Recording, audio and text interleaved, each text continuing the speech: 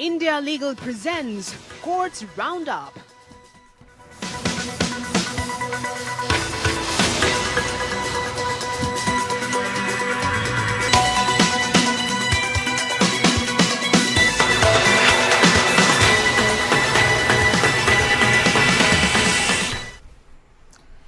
नमस्कार, courts roundup में आपका बहुत बहुत स्वागत है। इस बुलेटिन में अगले आधे घंटे कोर्ट से जुड़ी तमाम छोटी बड़ी खबरों से करवाएंगे रूबरू। कोर्ट की कार्रवाई और सुप्रीम कोर्ट से लेकर हाई कोर्ट और लो कोर्ट तक के फैसलों को रखेंगे आपके सामने। तो आइए शुरू करते हैं कोर्ट्स राउंडअप।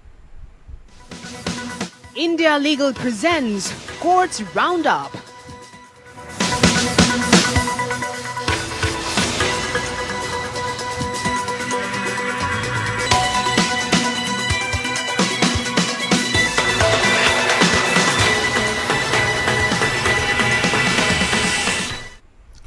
और बुलेटिन की शुरुआत करते हैं। सुप्रीम कोर्ट ने महाराष्ट्र सहकारी निगम से आपको बता दें कि इस विषय से जुड़ी हुई पूरी खबर है, जहां पर सहकारी समिति अधिनियम 1960 में संशोधन को चुनौती देने वाली याचिका पर नोटिस जारी किया गया है और जिसमें सहकारी समिति के निर्देशकों की अधिकतम संख्या 36 से घटाकर 21 कर दी गई है। जस्टिस एहसानुद्दीन अमानुल्लाह और जस्टिस प्रशांत कुमार मिश्रा की पीठ ने इस सीमित मुद्दे पर नोटिस जारी किया है और क्या संशोधन कानूनी रूप से टिकाऊ है। न्यायालय ने कहा कि याचिकाकर्ताओं की ओर से पेश विद्वान सीनियर एडवोकेट को सुनने के बाद इस मुद्दे तक सीमित नोटिस जारी किया जाए कि क्या सहकारी समिति के निदेशकों की संख्या 36 से घटाकर 21 करने के संबंध में महाराष्ट्र राज्य विधानमंडल द्वारा लाया गया संशोधन कानूनी रूप से टिकाऊ है। महाराष्ट्र राज्य सहकारी समिति संशोधन अधिनियम 2013 ने अधिनियम में धारा 73A को शामिल किया। धारा 73A का पहला प्रावधान प्रबंध समिति के सदस्यों की अधिकतम संख्या को 21 तक सीमित करता है। याचिकाकर्ताओं ने तर्क दिया है कि संशोधन केवल 97 संविधान संशोधन के तहत केंद्र सरकार द्वारा किए गए इसी तरह के संशोधन के अनुरूप लाने के लिए पेश किया गया था। याचिकाकर्ताओं की ओर से सीनियर एडवोकेट मीनाक्षी अरोड़ा ने तर्क दिया है कि सुप्रीम कोर्ट ने पहले यूनियन ऑफ इंडिया बनाम राजेंद्र शाह केस में माना था कि केंद्र सरकार का संशोधन बहुराज्य सहकारी समितियों तक ही सीमित था, न कि राज्य सहकारी समितियों तक। उन्होंने आगे तर्क दिया कि जब तक विधायिका सभी हितधारकों के हितों पर विचार करने के बाद स्वतंत्र और सचेत निर्णय नहीं लेती है, तब तक उक्त कटौती उचित नहीं है। याचिकाकर्ताओं ने बॉम्बे हाईकोर्ट के फैसले को चुनौती देते हुए सुप्रीम कोर्ट का दरवाजा खटखटाया, जिसने संशोधन को बरकरार रखा था। बॉम्बे हाईकोर्ट में याचिकाकर्ता, जो महाराष्ट्र राज्य सहकारी आदिवासी विकास निगम लिमिटेड के निदेशक थे, ने तर्क दिया कि संशोधन संविधान के अनुच्छेद 14 और 19(1)(c) का उल्लंघन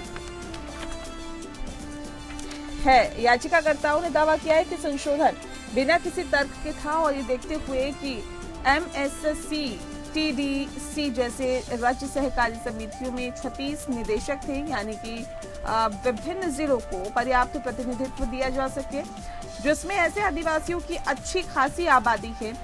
हाईकोर्ट ने याचिका खारिज कर दी, जिसके बाद याचिकाकर्ताओं ने सुप्रीम कोर्ट का दरवाजा खटखटाया। सुप्रीम कोर्ट ने मामले की अगली सुनवाई 25 अप्रैल 2025 तय की है।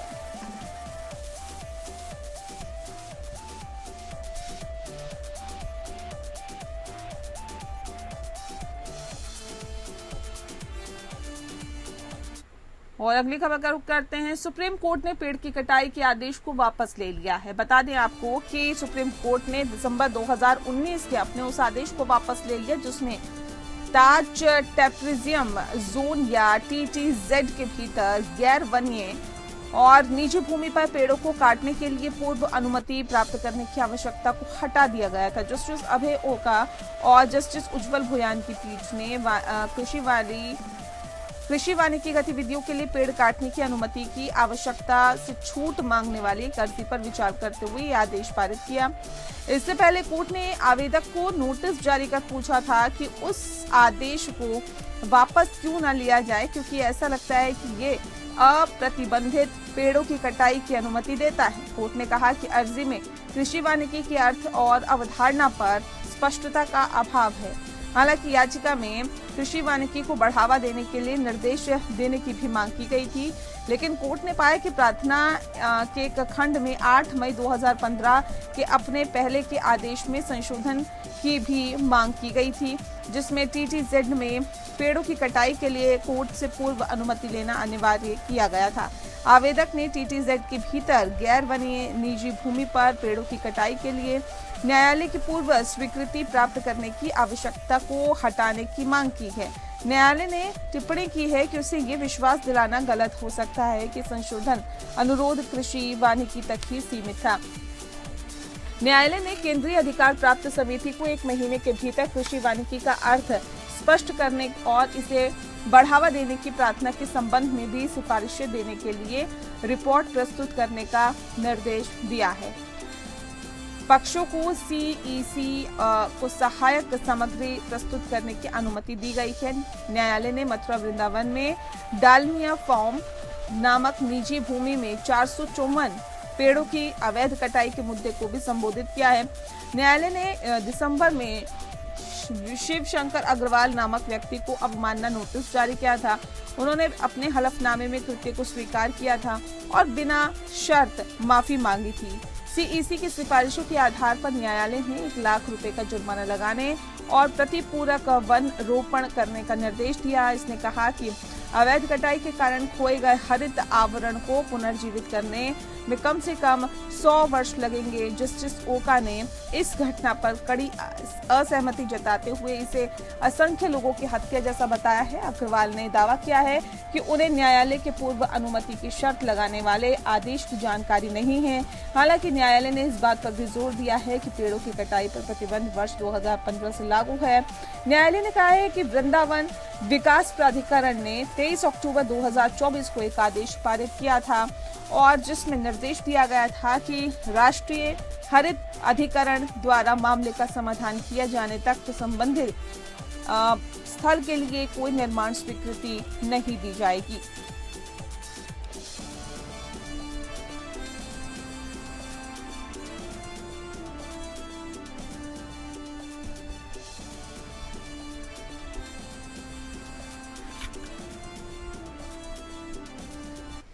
और करते हैं अगली खबर का रुख। NCDRC का आदेश रद्द कर दिया गया है। बता दें आपको, दरअसल बताया ये भी जा रहा है कि सुप्रीम कोर्ट ने हाल ही में फैसला सुनाया कि अगर पॉलिसी धारक ने पॉलिसी खरीदते समय शराब पीने की आदत को छुपाया है तो बीमाकर्ता शराब पीने से संबंधित स्वास्थ्य दावों को खारिज कर सकते हैं। सुप्रीम कोर्ट ने जीवन बीमा निगम के उस फैसले को मंजूरी दे दी है जिसमें उसने जीवन आरोग्य योजना के तहत पॉलिसी धारक के अस्पताल में भर्ती होने के दावे को खारिज कर दिया था, क्योंकि उसने शराब पीने की अपनी आदत के बारे में गलत जानकारी दी थी। जस्टिस विक्रम नाथ और जस्टिस संदीप मेहता की पीठ राष्ट्रीय उपभोक्ता विवाद निवारण आयोग या NCDRC के आदेश के खिलाफ LIC द्वारा दायर अपील पर फैसला कर रही थी, जिसने दावेदार को 5,21,650 और लागत का भुगतान करने के राज्य और जिला मंचों के फैसले को बरकरार रखा था।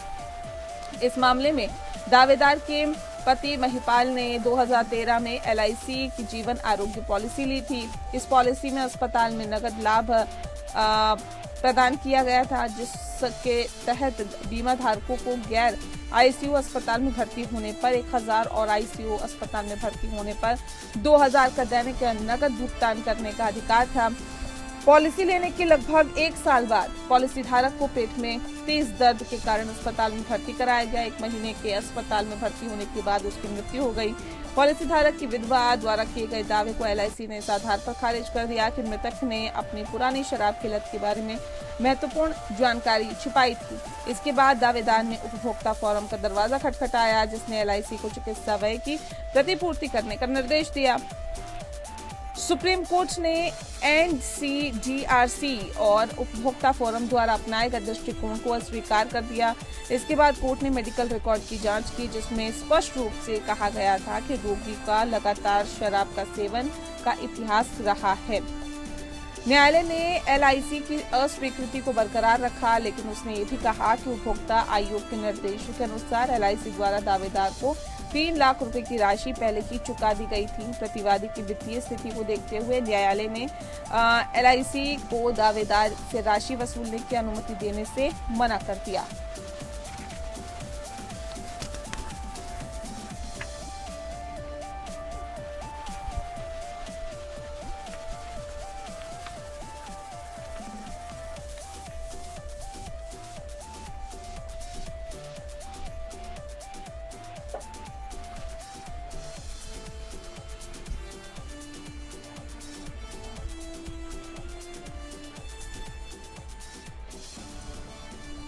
वहीं सुप्रीम कोर्ट ने गिफ्ट डीड, सेटलमेंट डीड और साथ ही वसीयत के बीच के अंतर को स्पष्ट कर दिया है। इंडिया लीगल के वेब रिपोर्टर उस पूरे आदेश को तफसील से समझाएंगे, आप भी सुनिए।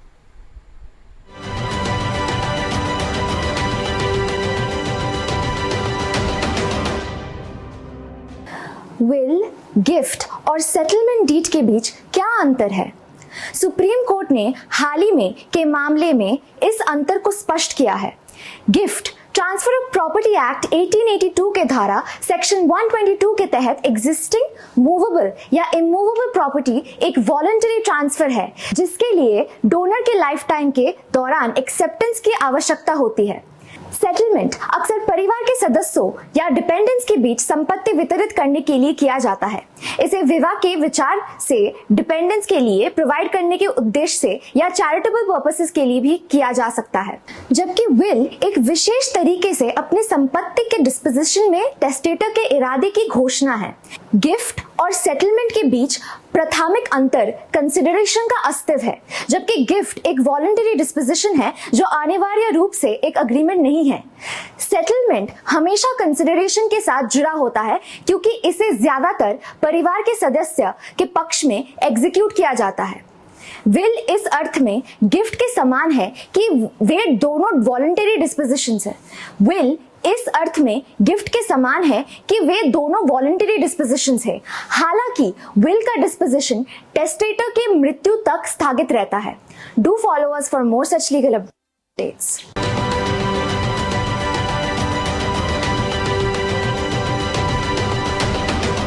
खबरों में आगे बढ़ते हैं, बात करते हैं इलाहाबाद हाई कोर्ट की। दरअसल इलाहाबाद हाई कोर्ट के फैसले पर सुप्रीम कोर्ट ने स्वतः संज्ञान लिया और इसी के साथ बताया भी जा रहा है कि इलाहाबाद हाई कोर्ट के 17 मार्च को नाबालिग लड़की के साथ रेप की कोशिश से जुड़े हुए एक मामले में दिए गए विवादित फैसले पर सुप्रीम कोर्ट ने द्वारा लिए गए स्वतः संज्ञान मामले में सुनवाई हुई है। जस्टिस BR गवई की अध्यक्षता वाली बेंच ने टिप्पणी करते हुए कहा कि एक जज द्वारा ऐसे कठोर शब्दों का प्रयोग करने के लिए हमें इसका खेद है। साथ ही ये भी कहा कि इस फैसले में मानव दृष्टिकोण और कोई संवेदनशीलता नहीं दिखती है। सुप्रीम कोर्ट ने इलाहाबाद हाई कोर्ट के फैसले में की गई टिप्पणियों पर रोक लगाई। साथ ही कोर्ट ने यूपी सरकार और केंद्र सरकार और पीड़ित पक्ष को भी नोटिस जारी करते हुए अटॉर्नी जनरल और सॉलिसिटर जनरल को कोर्ट की सहायता करने का निर्देश दिया है। कोर्ट ने कहा है कि CJI के निर्देशों के आधार पर इस मामले में स्वतः संज्ञान में लिया गया है और हमने हाई कोर्ट के आदेश को देखा है। हाई कोर्ट के आदेश के कुछ पैरा जैसे 21, 25 और 26 में जज द्वारा संवेदनशीलता की पूर्ण कमी को दर्शाता है और ऐसा नहीं है कि फैसला जल्द में लिया गया है। ये फैसला रिजर्व होने के 4 महीने बाद सुनाया गया है। सुप्रीम कोर्ट ने कहा कि पीड़िता की मां ने भी अदालत का दरवाजा खटखटाया है और उसकी याचिका को भी इसके साथ ही जोड़ा जाए।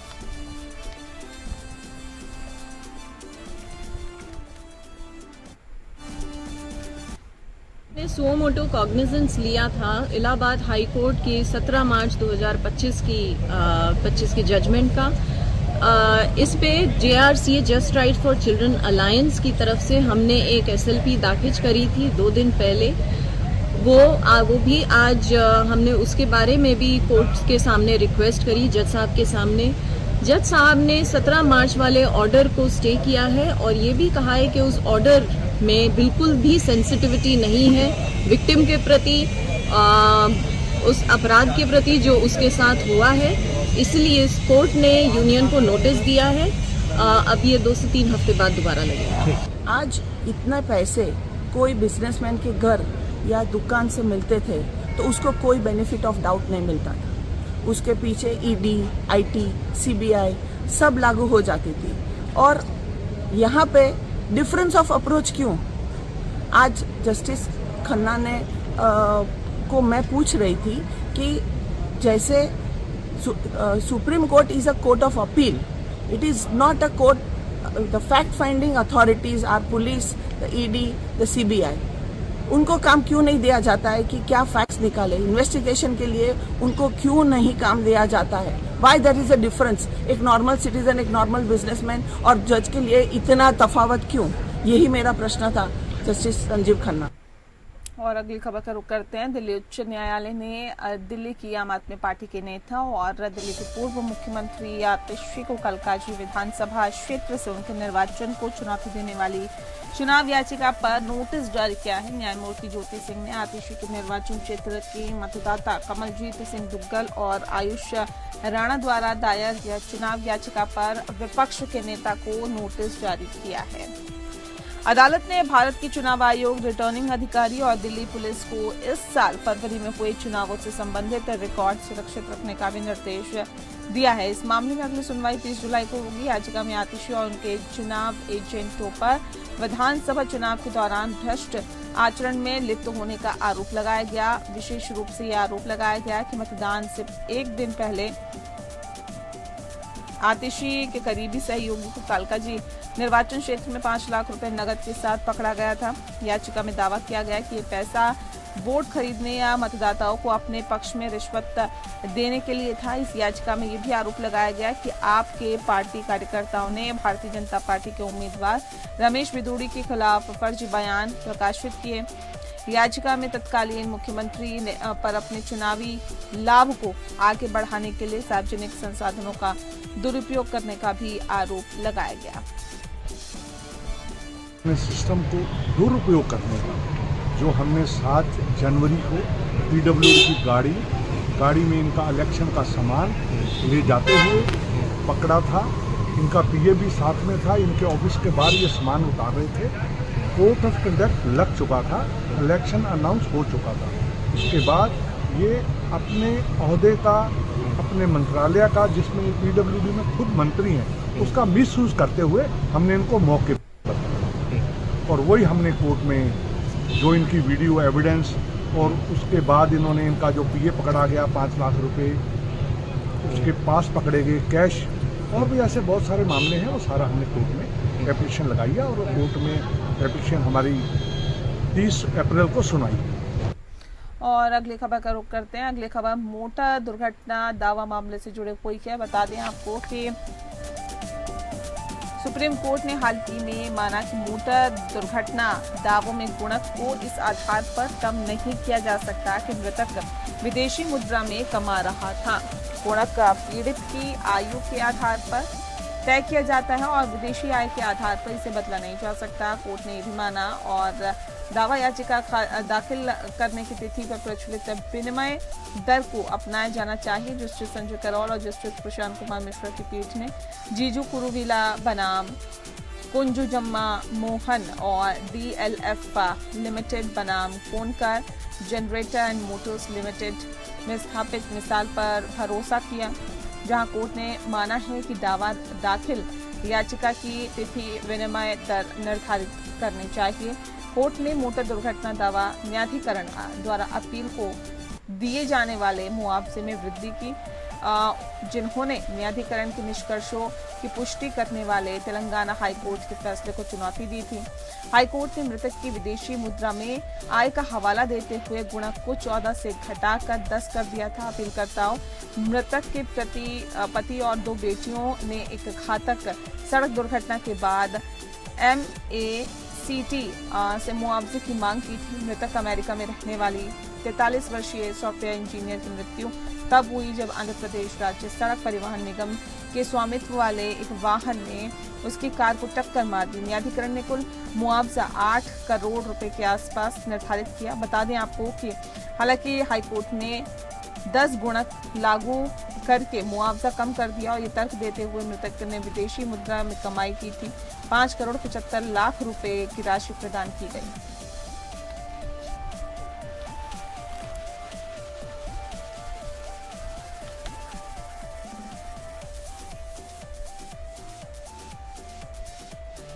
अगली खबर का रुख करते हैं। इंजीनियर राशिद को पैरोल मिल गई है। आपको बता दें कि ये बड़ी राहत की बात है। ये कस्टडी पैरोल है। दरअसल टेरर फंडिंग के आरोपी और बारामूला से सांसद इंजीनियर राशिद को दिल्ली हाई कोर्ट ने कस्टडी पैरोल दी है और दिल्ली हाई कोर्ट ने राशिद इंजीनियर को संसद सत्र में शामिल होने के लिए पैरोल दी है।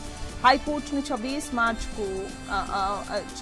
से 4 अप्रैल तक संसद सत्र में शामिल होने के लिए कस्टडी पैरोल दी है। दरअसल राशिद इंजीनियर ने मौजूदा संसद सत्र में शामिल होने के लिए कस्टडी पैरोल की मांग की थी।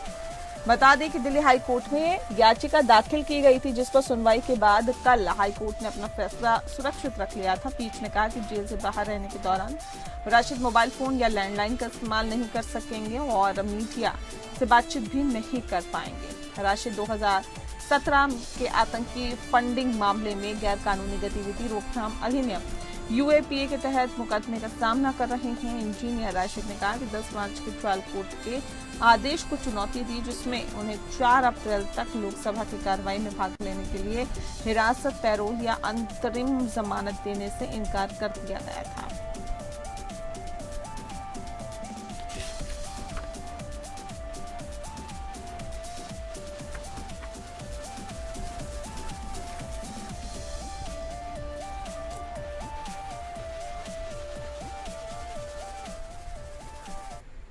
अगली खबर का रुख करते हैं। सुप्रीम कोर्ट में कर्ज भुगतान से जुड़े हुए मसले पर सुनवाई हुई है। सुनवाई के दौरान न्यायाधीश ने याचिकाकर्ता श्रीमती आर महालक्ष्मी पर प्रतिवादी के पक्ष में कानूनी मिसालों का हवाला देते हुए ब्याज सहित 5 लाख का ऋण कुल 7.6 लाख रुपए चुकाने का दबाव डाला। प्रतिवादी के वकीलों ने बहनों के बीच पारिवारिक विवाद पर जोर देते हुए मध्यस्थता की मांग की, लेकिन अदालत ने कानूनी दायित्वों को प्राथमिकता दी। न्यायाधीश ने कारावास से बचने के लिए पुनः भुगतान पर जोर दिया। निर्णय के लिए 24 घंटे का समय दिया गया। मामले को 27 मार्च 2025 तक के लिए स्थगित कर दिया गया। इस चेतावनी के साथ ही बिना समझौते के निर्णय याचिकाकर्ता के खिलाफ होने की संभावना है। सुनवाई में अदालत ने प्रक्रियात्मक अनुपालन पर ध्यान केंद्रित करने और दंडात्मक उपायों की तुलना में पुनर्स्थापन को प्राथमिकता देने पर प्रकाश डाला है। केस पर ज्यादा जानकारी देंगे India legal web reporter अर्नो Das Gupta. अर्नो, क्या जानकारी है आपके पास? ये मामला शुरू हुआ था 2011 में, जब आर महालक्ष्मी नाम का श्रीमती आर महालक्ष्मी, जो कि एक सीनियर क्लर्क थे इंडियन इंस्टीट्यूट ऑफ साइंस में, उन्होंने 5 लाख रुपए किराया लिया था पी मुन्नीस्वामी से और इस किराए का चुकत ना करते पाए हुए उन्होंने 2 चेक लिखे थे 2.5 लाख रुपए का, जो कि बाउंस हो गया था।